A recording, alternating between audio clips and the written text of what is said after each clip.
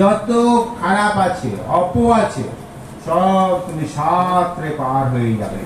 বীরভূমের দুবরাজপুর শ্রী শ্রী রামকৃষ্ণ আশ্রমে 7 দিনব্যাপী গীতা জ্ঞানযজ্ঞের পর আজ 29 মে মহামৃত্যুঞ্জয় যজ্ঞের আয়োজন করা হয়।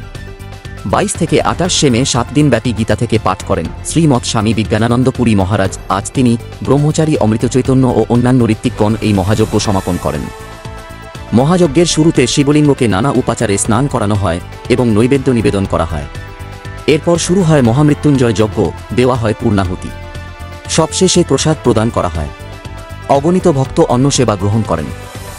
দুবরাজপুর শ্রী শ্রী রামকৃষ্ণ আশ্রমের শীর্ষ সেবক স্বামী সত্যশিবানন্দ মহারাজ বলেন, অন্যান্য বছরের মতো এবারও ভাগবত বা গীতা জ্ঞানযজ্ঞের পরদিন অর্থাৎ আজ 29 মে মহামৃত্যুঞ্জয় যজ্ঞের আয়োজন করা হল। বীরভূমের দুবরাজপুর থেকে সন্তোষ পাল ও সফিউল আলমের রিপোর্ট, সত্যপ্রকাশ নিউজ।